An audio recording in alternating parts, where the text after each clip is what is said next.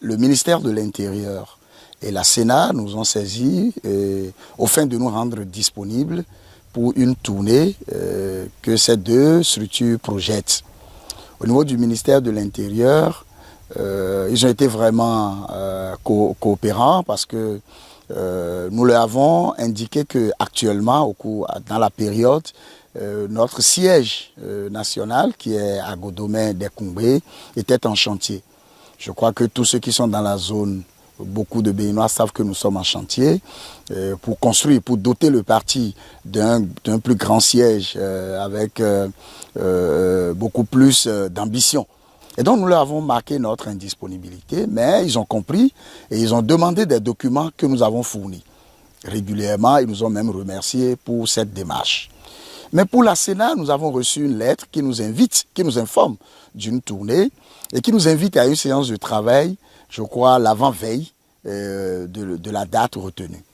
La présidente n'était pas sur le territoire, ni l'éminent cadre du parti, le bâtonnier Dikui, mais la présidente s'est fait représenter par son assistante qui allait à la séance et qui leur a expliqué ce que je venais de vous dire, que l'UDBN le siège était en chantier et qu'il fallait qu'on convienne d'un autre rendez-vous qui permette à tout le monde d'atteindre sa mission. Mais c'est resté lettre morte.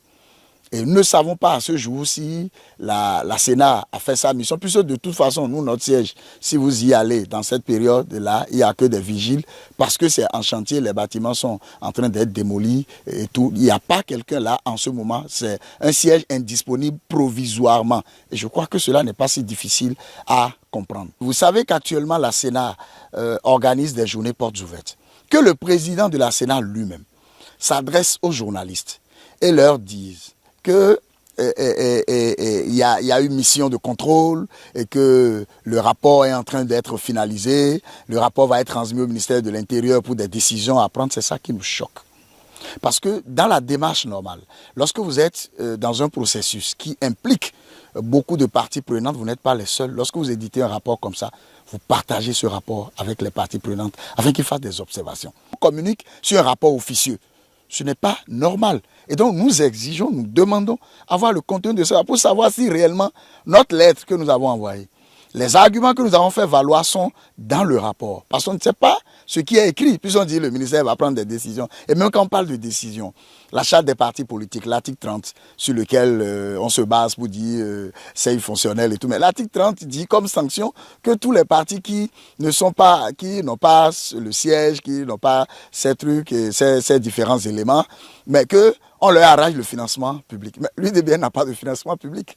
Mais de quoi parle-t-on alors? Lorsque ça ne va pas, nous attirons l'attention des institutions, nous attirons l'attention du chef de l'État sur ce qui ne va pas, pour que lui-même il prenne la mesure des choses. Et la réforme du système partisan, voulue par le chef de l'État, soutenue par l'UDBN, ne peut pas se faire en créant des frustrations. Ce que nous voyons venir, ce n'est pas bien. Il faut que très rapidement, les structures impliquées dans les élections prennent les taureaux par les cornes, discutent avec les parties prenantes et s'il y a des malentendus, qu'on s'entende sur le minimum pour faire prévaloir la paix. C'est juste ce que nous demandons, ne demandons pas autre chose.